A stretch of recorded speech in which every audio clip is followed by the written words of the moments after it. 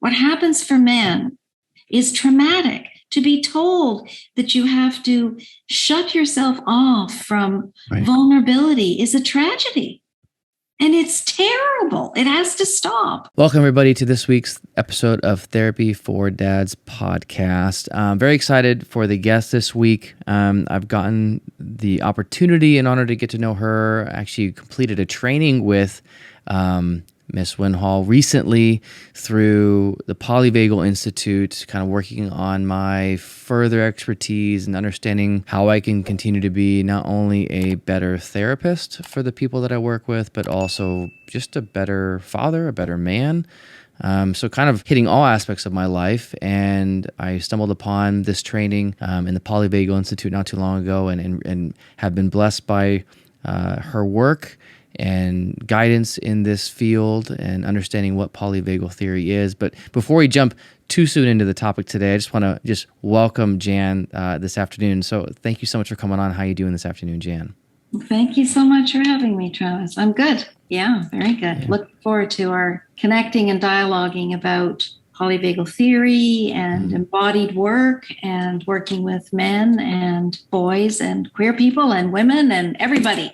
Yeah. Right. No, absolutely. Absolutely. And I think the more I've gone into this field and understood specifically what polyvagal theory is and kind of knowing about it prior to getting, I guess, a formal official training through the Institute, kind of used it already, used the nervous system, understood it a bit. And this just took me to more depths, more integration, more understanding, and really how truly important having our nervous system as the foundation, like really how vital that is to understand, and specifically linking that to men and fathers, which then will trickle down to, boys, women, to people in our community. Like, it obviously has the impact, like you said, that it really does everyone. This benefits everybody. And on this show, I really try to hit home with dads and men and giving that kind of lens to help them. And so, can you I have a son, so yeah, I have a vested interest and a partner. Yeah,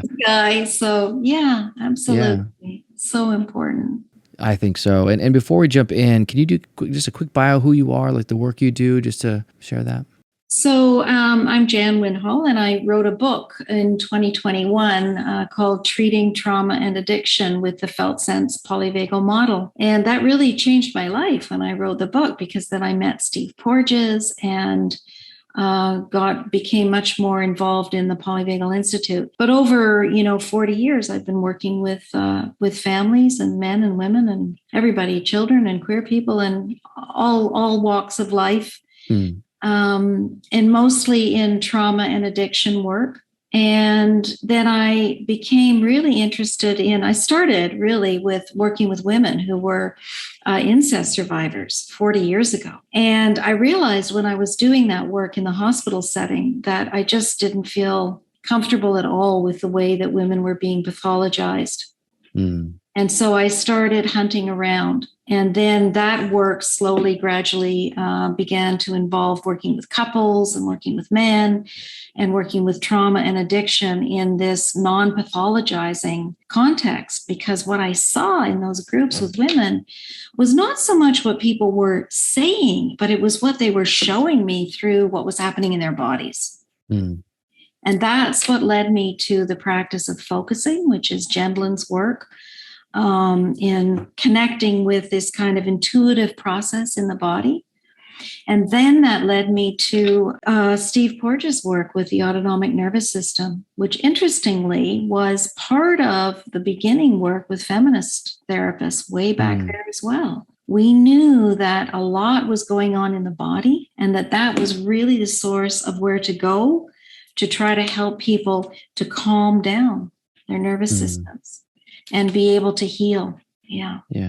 Thinking about that and knowing more about it so reminds me of so many models of therapy, kind of looking at the need and the importance of using the body and listening to the body, and how in my initial training in grad school, we learn all the theories. This is part of just becoming a therapist or a social worker. As we learn these theories and where they came from, and seeing how some are more left brain, more logical, like I think of classic CBT, which I think there's a time and place for it. Absolutely. It's a very powerful model of treatment. I think all these theories are kind of getting to the realization from what I'm seeing and part of what you've seen working in this field longer than I have, of, even these other more left brain theories are saying, hey, we need to have some type of engagement to really see true healing, reintegration, and processing, that it can't just merely be just our left cognition, because that's not enough. No, we need because more. what we know from polyvagal theory. So polyvagal theory is really for people who don't know, it's a different way, a new way of understanding the autonomic nervous system that Steve Porges, he discovered this branch of the nervous system. So this is the part of the body like flight, fight, freeze, that we all know that, right? That sympathetic rush of adrenaline that happens in flight or fight. And then freeze is that stuck place, the rabbit in the headlights. And what Steve Porges added to this was a state that he said is part of the nervous system, which wasn't recognized in the traditional model. And that's the part that I call fold, or what he called the dorsal branch of the vagus nerve. So the vagus nerve is this beautiful, I imagine it as this long kind of golden kind of pathway in the body. And this nerve, it's the largest cranial nerve. It carries all this information up into the brainstem about what's going on in our bodies, both physically and then also in terms of if we're not safe enough, because that's what it's all about, right? Are we safe enough to stay grounded? Or are we like something's happened that scared us and we've shifted into either flight or fight as a way of trying to defend ourselves? And if we can't escape through either running or fighting back, then the body will shut down. And that's the state that polyvagal theory has named and addresses. And it's been huge for us as trauma and addiction therapists, because we all know that state in our clients and in ourselves, where we shut down and become numb. Yeah. Because it's all about we can't survival, do anything right? about it, right? Yeah. So to survive, the body has these incredibly adaptive ways. And so what's happened, I believe, is that we've left the body out of how we understand suffering. That kind of Western approach of, really idealizing cognition. And I mean, I love to think. I wrote a book. But thinking is part of being in your body, and we've lost that connection. So what we're doing is talking about integration. Yeah. That we need to look at ways of existing and of writing about theories and whatever that integrate how we feel as well as what we think. Right. And this is really where it's at. And things are changing now to really bring more of that question around how safe do we feel into the way that we work. And so that's really the essence, really the heart of polyvagal theory. Yeah. And the reason that it's so important is because it's like you said, it's foundational to how we understand our life. And this is so obvious, really. I mean, if I'm feeling just fine and safe enough in my body, I mean, no place is really safe now. I mean, we all know that after COVID. Yeah. Yeah. And some people have known that forever because the world doesn't accept them the way that they are. So, if you're really lucky and you felt pretty safe in the world and in your life, then you see the world in a really different way than you do if you get really activated or something happens that frightens us. Then we tend to shift into either flight and run away, like the rabbit in the headlights, right? To run away, or we fight. And then we understand the world very differently. Then the world is an unsafe place. And the way that we behave and respond to certain things that happen is very different than if we feel really good. Yeah. Right? Yeah. Yeah. So it's obvious, really. It's really actually incredible that we've missed it, because if we explain it to people, then you begin to really get it. It's like, and we all know people that are kind of stuck in one state in the nervous system. Yeah. either they're always kind of angry or they're always kind of afraid and anxious. And, we also, when we talk about men and socialization of men, and we talked about this a little bit through email the other day, that in many ways, men are socialized to go to fight. That's the masculine response that's acceptable, right? Right. And women are often socialized to go to flight. And so then you get all these relationships where people are stuck in nervous system states that are not working for them. And then the relationship breaks down. Yeah. And I like how you said, and so I think important as we begin to work, not only with ourselves, but also with the clients we work with, is that these responses, fight, flight, that those are adaptive in the sense of surviving their context, their environment, whether it's cultural, relational, environmental, all the above, that if they've been told this, that is what is quote unquote normal and acceptable. And so this becomes normal. But then the reality is we don't understand that actually these men, focusing on men here, are actually in a survival state, but we don't see that. We just see, they're aggressive, or they're emotionally immature, or it's or bad, or they're bad, or they're the problem, just abusers, right? And they're bad. And the beauty of understanding how the nervous system works, and also how culture defines the nervous system. Like you grow up in a culture where your nervous system becomes habituated to what's expected of you. Right? What feels unsafe then shapes your body. And so it's very powerful to bring compassion to always behaving, because if we can see them as the body's attempt to manage what feels threatening, then we can help people who do hurt other people across gender to become, in some ways, to begin to establish more safety inside, so that they don't have to go to these states where they hurt themselves or somebody else. We all do this to some extent.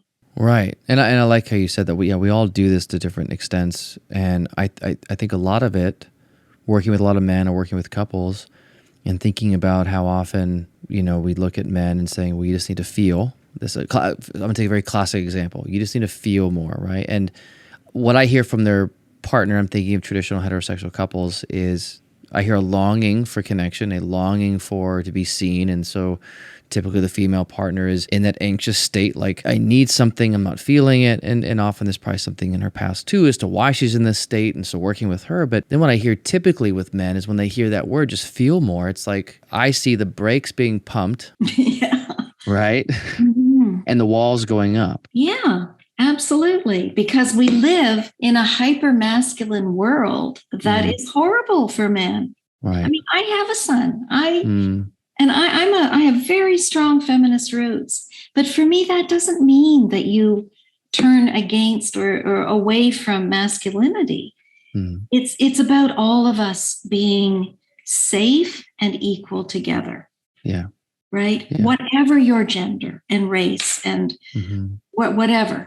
Yeah. So in order for us to heal, we all have to feel safe enough to be able to connect with each other. And it's a big task, but we can break it down. And if we start to work with what helps people to feel safe in the moment, because I think safety really does have to come from what's happening inside each of us and how we can help our own bodies to slow down. Yeah. And this is where somatic practice comes in, or prayer, or my son does it often through playing the piano, or whatever it is for you that becomes a way of grounding and soothing in your body. Yeah.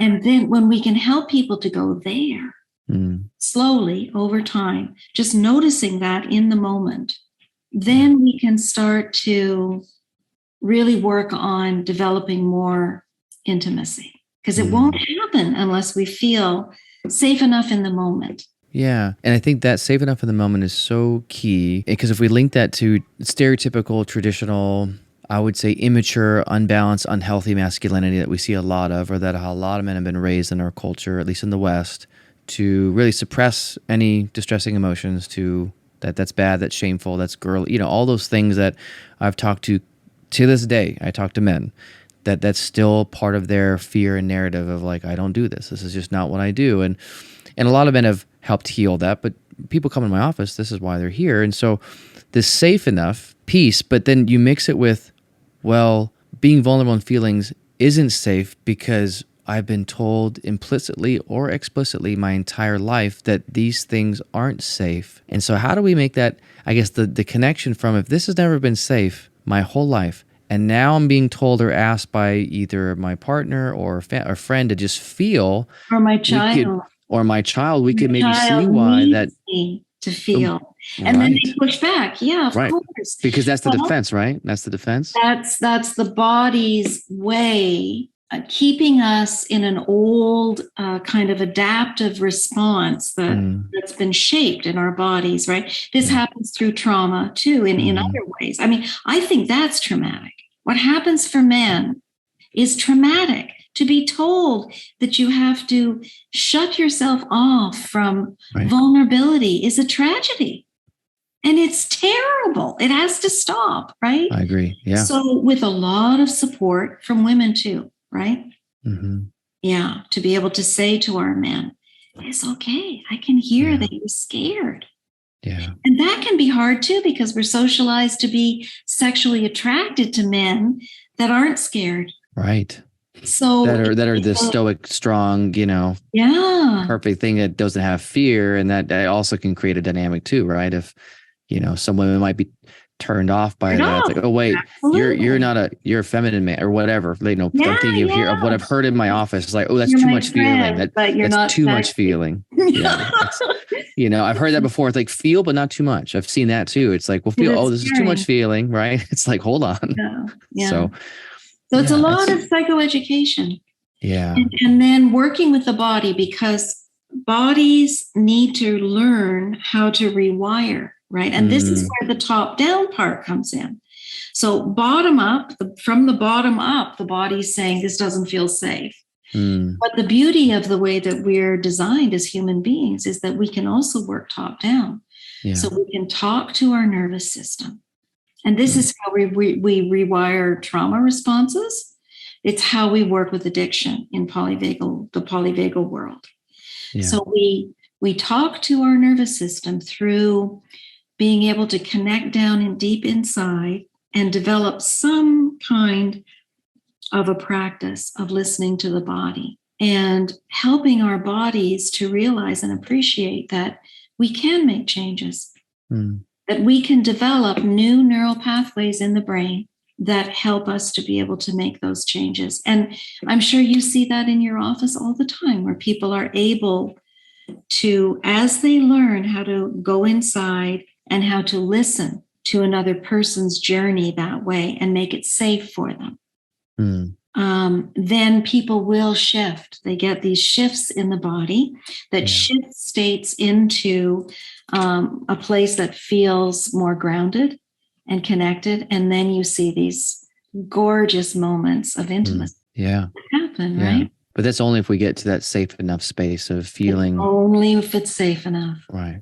And that would be that ventral, right? The ventral branch of the vagus. Ventral branch of the vagus, which is that. And for those listening, these are, if you could put in those terms just to make it simple, the steps is the top down, the safety is ventral, right? Then we got sympathetic, which is our fight or flight, and then dorsal, vagal shutdown. Yeah. Right. And these are all survival states that we all have, men and women, right? And anyone in between, we all have. This is part of our nervous system. We all have. And why do you think that's so important for men to know this? Because men need to feel safe. And they don't. You can tell that they don't because they live in so much of this sense of either fighting back with hyper masculine aggression or shutting down or suffering because they don't do either of those things. They just stay in fear. And that's shameful in our society. Yeah. So it's crucial for all of us to be able to understand that so that we can bring safety and compassion to ourselves and to each other, and particularly in parenting. I mean, our children are desperate for us to figure this out. Yeah. Because if we're in fight and we're trying to manage our kid who's showing a lot of vulnerability, that's going to be very scary for men, because the body will read it as unsafe. Right. And then you get into toughening your kid up so that they'll be safe in the world. And that's really like sad. Yeah. It's understandable, right? Yeah, I love how you say that, and I think that's such a needed way of looking at this world today. Because I see a lot of accounts out there, Instagram and different things, and a lot of them challenging men to, seeing that men need to be better, quote unquote. But I think sometimes missing this component of looking at how men have adapted in survival states to survive this, and part of that is by fighting this and then passing down that generational, essentially. And I love how you said it is a trauma. You're being told not to feel, don't cry. Like, that's kind of shutting down a natural state of being and saying this isn't safe. And so, like you said, dads will, if they don't check this, will unintentionally do this to their kids because they're just doing what they were taught, that, ooh, this is a danger, this is a threat. So let me teach my son what I had to do to survive because this is what helped me. And so I pass that down. And I think it's not an intentional harm. It's I'm trying to help my kid because that's what makes sense. And so I think these accounts out there that I've seen, they don't recognize that trauma piece that I'm trying to work on with this, and kind of seeing how we need to approach it much like a trauma survivor. That the responses, I've been seeing this connection doing EMDR therapy and attachment focus work and attachment and now polyvagal, that I'm seeing almost the same, not almost, really the same response to trauma that the hyper unhealthy, unbalanced masculinity has done to men and to boys is the same thing. We get put into the same states and we turn to different types of addictions to solve the problem, whether it's alcohol, very common in men, drugs, pornography is another big one that men turn to regulate and dysregulate the nervous system. Huge one. And pornography is a huge problem because I've done a lot of this work in sex addiction and worked a lot with men because it really reinforces those roles of hypermasculinity and women as these kind of passive, seductive, and reducing sex to kind of body parts. Right. Not about intimacy. Intimacy is the last thing in pornography that you want to occur. So we're in a real crossroads right now. And understanding that everybody needs to feel safe in order to be able to hear each other and to listen and to really deepen a capacity for intimacy and connection, right, with each other and with the natural world. Because I really believe, and I also believe this is a big part of white supremacy. It's the way that we're socialized as white people to really have this kind of hyper masculine notion of things that traumatizes men and women, and definitely people of cross gender. I mean, so it's a big task. Yeah, it's a big task. Yeah. It's a big task, but in some ways, if we see it in such a broad way, in some ways it's hopeful too, because we can say, okay, we get this. Yeah. We all have to work on how do we feel safe with each other. And that when I'm working with a man who has done harm to a woman, physically harmed a woman, we go to, what is that all about? How did you get stuck in fight? How did your nervous system in your body get stuck in a fight state in the nervous system? Wow. And how can we help you to feel safe enough that your body can shift into a more ventral state? Then you will feel safe to be able to connect in an intimate relationship. Right. And so often the way that that's happened is it's just a replication of trauma. People learn through what has happened to them, right? Yeah. So people ask me, how can you do that work? And how can you work with men with sex addiction? I'm like, because it's beautiful work. You help people to understand you're not bad. You're not bad. We've all done bad things. And I'm not trying to in any way minimize that we have to take responsibility for harm. Right. But when we understand where that comes from, then we can forgive ourselves. And then we can change. Because you can't Right. feel safe if you're judging yourself, right? Well, no, you're right, because Judging yourself, right? that isn't safe. That's the criticism. So you're going to fight against that judgment or find a way to cope with it, and often you buy into it and then do the very thing because if this is true about me, and I think of shame, like how shame is so integrated. I see shame all the time. How shame is so integrated. Those that are listening, shame is this, in short, a negative prescription of self. Like I'm bad, I'm worthless, I'm not enough.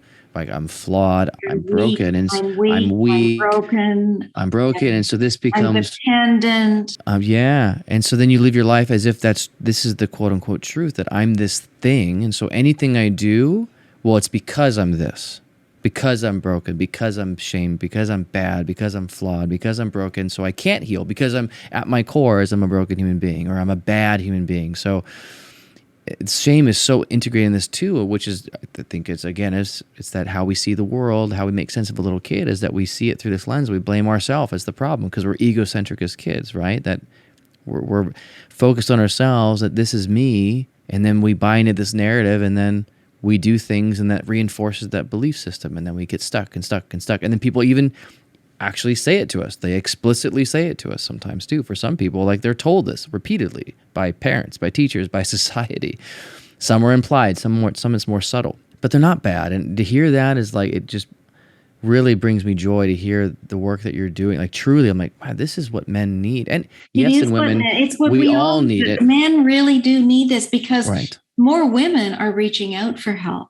For Right. men to reach out for help is already violating a social norm. Totally. Right? So, and also, I mean, the really powerful thing about polyvagal theory too is that, in that shame state, that's the dorsal shutting down. Yeah.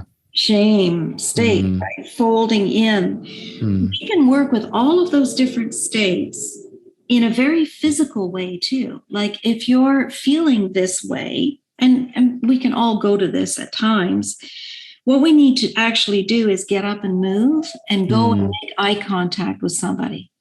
And so we use these kinds of ways of managing different states that really can be quite profound without doing a lot of therapy, even in moments.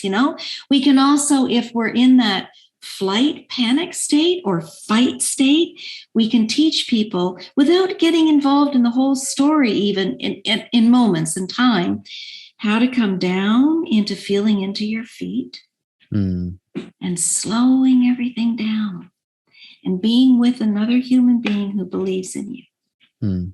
That you're not bad, that we all do bad things. But in your essence, you are not a bad human being. People aren't. I mean, maybe some people are. I don't know. That's a whole other, other podcast. I'm sure that's a whole other podcast. So but basically speaking, people that we're working with often, there's a good heart in there that is wired to survive by responding in threat. And when that happens, we get stuck in bad places. So there are very many powerful ways to work somatically in the body directly that can have a profound impact quickly. Maybe it doesn't sustain all the time for the first while, but it's helpful in the moment. If you wake up in the morning, or that early morning waking where people feel depressed and shamed often, and you don't want to get out of bed, that's exactly what you need to do. You need to kick your butt, get out of bed and go for a powerful walk, phone a friend, go see somebody, make eye contact with 3 people during the day. If you're isolated, things that in just very physiologically in the autonomic nervous system help us to shift states, because that's what addictions do, right? Addictions, how we see addictions through the polyvagal lens is that they're like propellers that shift us. So, if you're living in fight, and particularly if you go to work and your boss shames you, you come home and you drink a bottle of wine. You shift from fight into folding into that dorsal shutdown shame state, but it numbs you. It brings a relief in the body, but it's not a relief that is going to shift you into a grounded ventral place. It's a relief that's going to shift you into shutting down in isolation. And then it rinses, repeats, right? That's the terrible addictive trauma feedback loop that we talk about. Yeah. Because the next day when the alcohol wears off for the guy, using a dad or something who's coming on a bit shamed at work, feeling horrible, maybe doesn't talk to his spouse, maybe he just, like you said, drinks, wakes up the next day and starts over. Yeah, because how can he talk to his spouse? Because that's not not masculine. That's not being a sexy guy. No, it's weakness to talk, right? It's weakness. Is frightened of it too. Right. Then they're reinforcing each other. And then they're in this terrible trauma feedback loop. Yeah. And they don't even know it. And they don't know. No, people don't know. So we can do a lot now. Yeah. Working in many different avenues whether it's through the body, through understanding the cultural lens, through understanding the psychological trauma lens, what happened to you in your early attachments, Yeah, and it's really hard for parents now because so much of the culture is so screwed up. And so I really feel, my kids are older now, but I really feel for young parents that are really struggling to do a good job. And lots of people are, like you. You're here because in part, you really want to be a good dad. I know that about you, and a good partner. Yeah. And we're not going to get anywhere by shaming people more. No. And I think the being curious, the time, not shaming, but an invitation to see them as adaptive. And I know it's hard for sometimes couples, especially when they're stuck, because I know often I'm thinking of heterosexual couples here, the wife is often tired, right? And maybe has even asked husband to feel, but it's like the awareness of why the defenses are there. She might even understand as to why, but even then there's sometimes an impatience. I also have empathy for her impatience, right? I fully do. I'm like, I understand you really need him here. You really need him to see you and attune to you. But he's like, heck no, that's going against all my trauma hurts. And I was told this and I am, and they might even say, I am feeling, what are you talking about? I'm doing it. And it's like, well, it's still that resistance because it's still scary for them, but they won't say that, right? Because again, that's admitting. And so I'm wondering for men that you've worked with, when they get stuck in that kind of fight place, even flight, I do see men get stuck in the flight. They might fight and then they'll shut down too. I think of like a avoidant attachment style, right? Where that is a fleeing from the emotion and sometimes even numbing out and shutting down because, I'm not going to feel, I don't want to make it worse. So I'm just going to stay quiet. I don't want to make this worse. I'm going to let her get upset and I'm just going to kind of be this blank, empty shell until she's done talking because I know if I say anything as a kid, often it made it worse. So I learned to not say anything. Yeah. And I just shut down. So what do we do with men? What are some practical things that you found helpful in your practice to help them be aware of their state, their nervous system state? What are some practical things we can do to help them? Well, I created a kind of fun model called the 6 Fs. That really came from working with clients. So we started to play with how could we remember and orient to what state we're actually in the body. And so we made up these, a kind of a graphic model that people can download. You can download lots of things on my website, janwinhall.com, lots of free things. And one of them is this graphic model. And some people were actually even putting it on their phone or their watch. And it's a colorful way of looking to see, where am I right now in my body? Am I down in this kind of place that we call flock, where people, we feel comfortable to connect with other people, we feel safe? Does it feel like that in my body? Initially, we have to really help people to just learn how to feel into their body. What does it feel like to feel okay in your body? Yeah. A classic answer I hear from men, I don't know. I know. That's a classic answer. Not to feel into their body. Yeah. Right.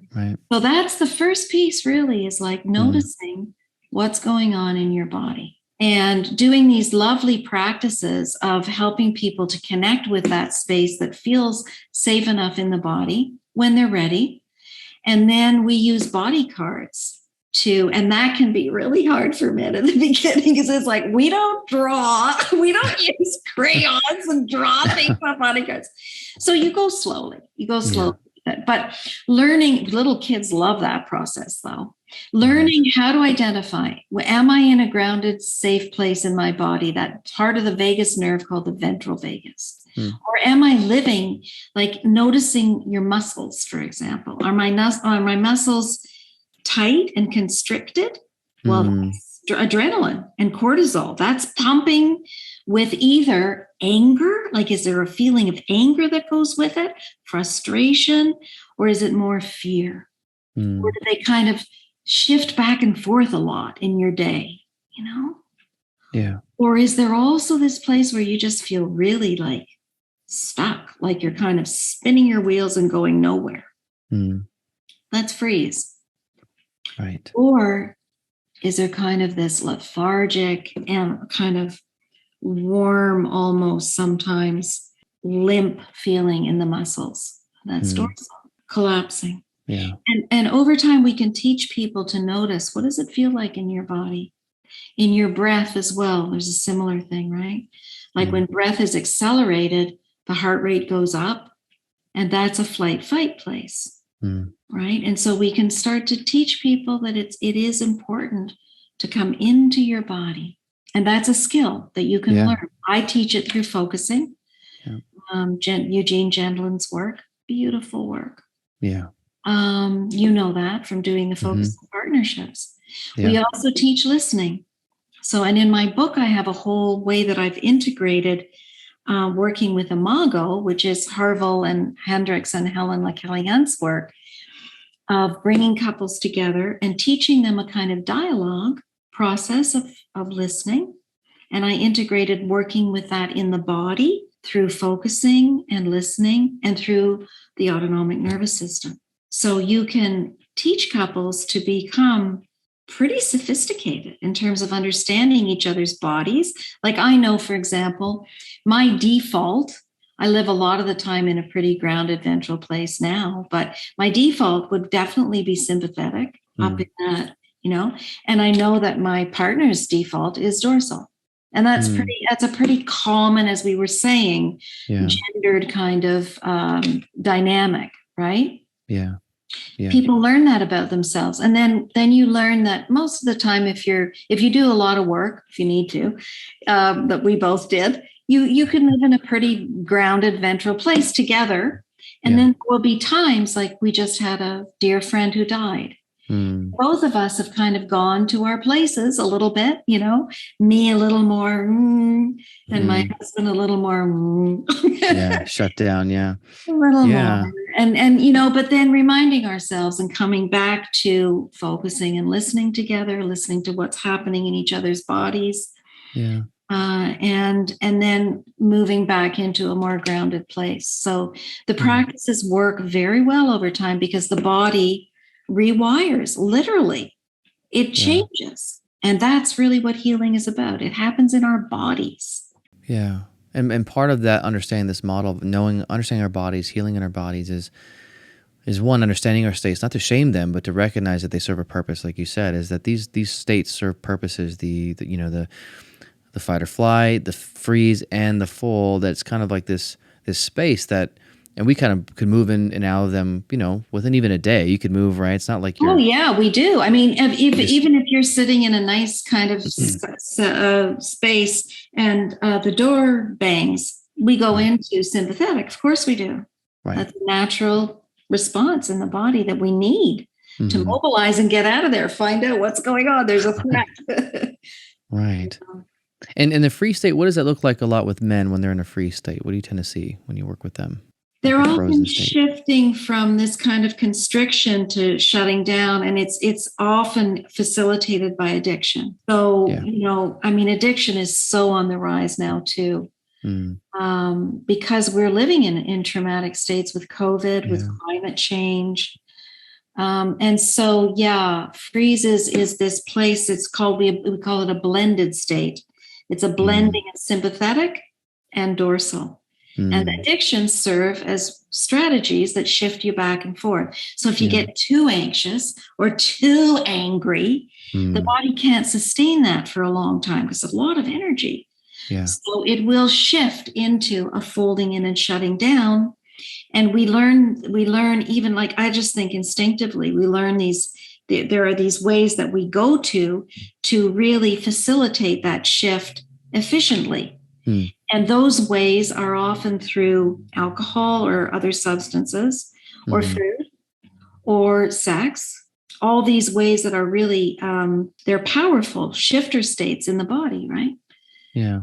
An orgasm is a powerful shift in body state. And men are socialized to be addicted to sex. I really believe that. Pornography is just, that's the norm. Yeah. That's just what people do. That's what guys do. It's socially acceptable. It's even pushed in TV and movies, and it's the biggest industry in the world. Yes, it is, unfortunately. Well, what does that tell us about what's happening for boys and men? That's a tragedy. Oh, it's a total, and I think we forget about. In fact, it is the episode coming out this week. You're going to come out next week because I think it's going to pair well. We actually talk about, with another therapist of mine, pornography, and kind of go into what we see men, and we kind of look at it as it's, what it serves a purpose. So we look at it from an adaptive stance, first and foremost, that it helps regulate ourselves. The dark side of that, obviously, as we know, is that it keeps us actually stuck and enslaved to this kind of trauma, and that we don't actually move anywhere but darker and darker and darker, and it creates more problems. And so these states that we live in, it's so key. And I'm thinking, as you're talking about these states, I'm thinking of now a typical dad parenting, and why I think this is so important for men and fathers to know. Because even myself, like, I think of an example just recently. My kids are having a conflict, they're having someone push someone, they're in a dysregulated state. Their little nervous systems are growing, and they're kind of in their fight or flight state. And often it's that fight. I hear them in the room, and then I'm hearing the tension, and then my radar goes up. And so I could do one of two things. The first one is I stay activated. Yeah. Which have I? Yes, my nervous system's been up, and so I run in there, and I like, hey, what's going on? Stop it! Yeah. Yeah. Which I've totally done, but guess what happens to them? Yeah, they go further up. They go further up. My one runs away and goes somewhere else, and like won't stay. The other one now is in tears, and it's just, and then I feel the energy, and not to shame that, but it's like, my nervous system I just let my nervous system, in a way, kind of drive me, so to speak. And I was reactionary. You just went through to this autonomic state, and you didn't rewire and upgrade into, right. Okay, now I feel my heart pumping up, because you will. Yes. And I'm going to make a different choice, because I've really been working on how to be more aware of what's happening in my body. And I'm not going to go in there and yell. I'm going to go in there and say, woo, guys, let's all go find where we are in the 6 F's. Where are you right now? Yeah. Whatever it is, you teach them, right? Yeah. How to find the place. Let's go to that place in the body where we can calm down. And this is where using body cards with kids is great, because they see the visual. Yeah. Body cards are like, we just have like a shape of a body on a card, and people can use crayons or whatever to draw what's happening in the body. And then we use specific ones for drawing these sweet spots. So kids will draw often they'll draw the color, they'll use yellow. Everybody does, really, for these beautiful grounded ventral states. And then you've got something you can actually concretely access to help them to learn, where do you need to go when you're feeling upset? I need to go back to that place with the warm, whatever it is in my tummy, or whatever that is that helps people to calm down. Yeah. I have families where people stick it on the fridge. It's just a way of checking in the morning. How are you doing today? What's going on? I don't feel so good. Oh, you're up there in that place, Maybe we could give you a little special something to take with you off to school today to feel better. Yeah. So we can do it as adults too. Yeah. Well, and I find myself now, do I still sometimes, my nervous system for sure, all the time, but I've learned really to, when I notice that heart, that increase, that tension in my chest, and I feel my body almost get this energy about it to go rush in there. Yeah. What are you doing? Something I found very practical to help me is, when I notice that, is I've done this work, so I'm highly aware, but it doesn't mean I still get stuck, by the way. Yes, I'm a trained therapist, but I get stuck all the time. but I've learned to get unstuck and to recognize it to help me navigate out of that state. And a practical step I've done, and maybe you could speak to this, is that I'll take a few breaths, and I've purposely will walk slowly into the room. Like almost like I'm putting, the vagal, I'm putting the brake on by purposely walking slowly to keep my body in kind of a calm, like, okay, I'm walking. I'm not, because once I get into that rush state of like rushing in, unless someone got hurt, I need to get in there, make sure they're safe. Yeah, but of course. That I'm not saying at those moments, but the other moments is like, okay, let me stay regulated, because when I'm regulated, when I'm walking, I'm able to keep my nervous system saying, okay, I'm here, I'm regulated. And because when I walk in that room in a regulated state, it's not that they just magically, I'm regulated, Dad. Wouldn't that be nice? But there is difference.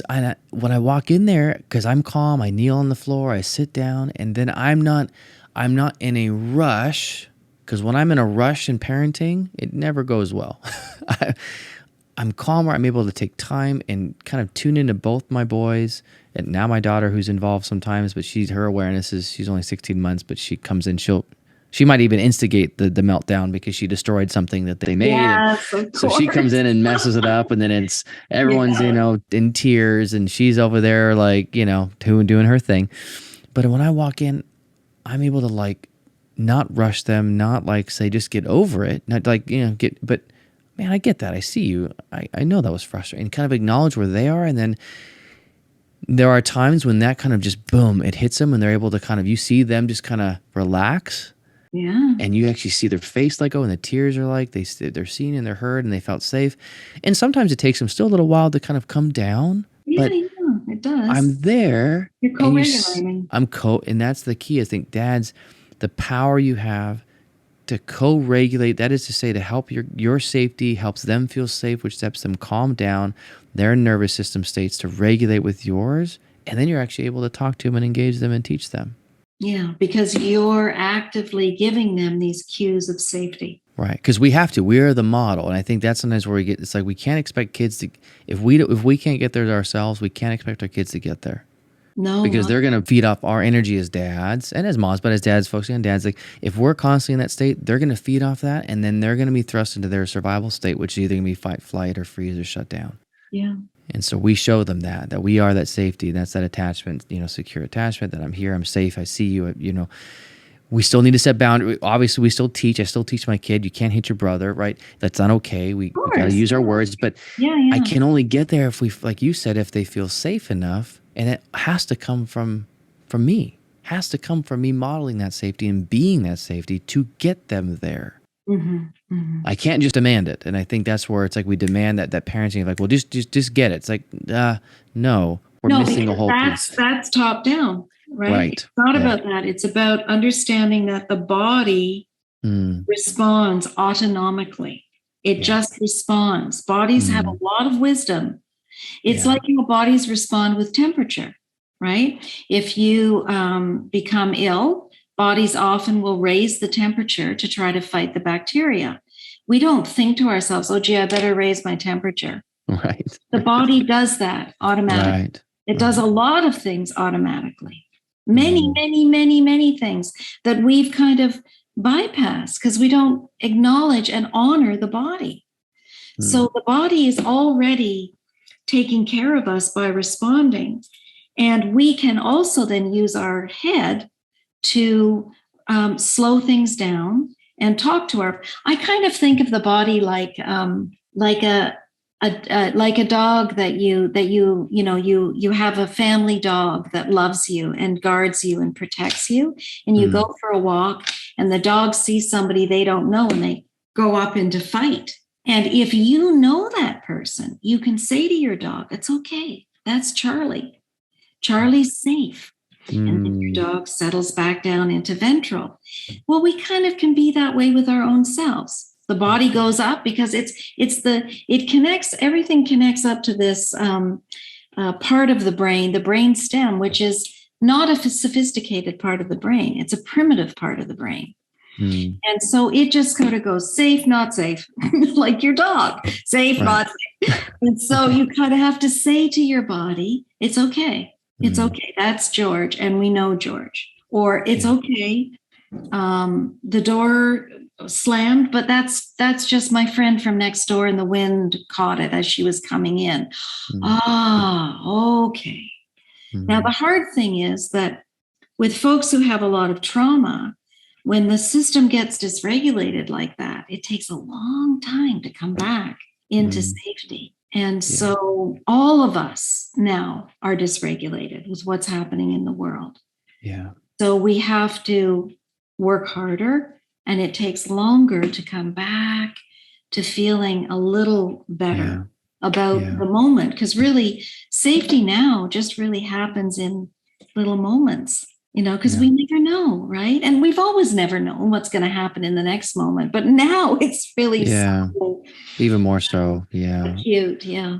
And how you put it as we kind of wrap up is that the idea of that, men looking that through the lens of trauma and the kind of unhealthy, unbalanced, immature, misused masculinity, right? Have left boys and men traumatized, and girls, but again, boys have been traumatized. And so you said it so specifically that it takes time to really retrain, rewire the brain that emotions are safe and needed. Being vulnerable is safe and needed for relationships, whether with your spouse or your kiddos, because they're needing it from us. But it takes time. We have to, going back to that dog analogy, that if Charlie, was hit by this type of person, right, its whole life, and it's a dog that you adopted or, now you got from the rescue. Yeah. It takes time to retrain that dog. Yes. To say this person is not, because dogs will remember. They'll remember like maybe a hair look or maybe height. It goes in their memory that this is a threat, and so you have to rework with that dog that no, I'm safe, or females are safe, or males are safe, depending on who, or postmen, or depending on what it was. You have to. It's like you work with the dog's nervous system, and that takes time, that takes repetition, that takes patience. And I know men aren't dogs, but to take that analogy is that we got to take time and understand and be curious about their story of, well, why are you responding this way? Tell me about that, and help you teach and be that safety. As we do as therapists, we kind of are that safety. And for some of these men, we might be the very first person in their life that has been that for them. Totally. We don't, because that's, for some people it is. They've never had anyone they've talked to about these things. Or their mom was safe for them, but they were shamed into having to cut off the intimacy with mom because it was perceived as not masculine, as effeminate. Yeah. I mean, this is ridiculous. I know. And sad. It's a tragedy, really. Yeah, it is. Well, we just have to do. Yeah, we got to do our work.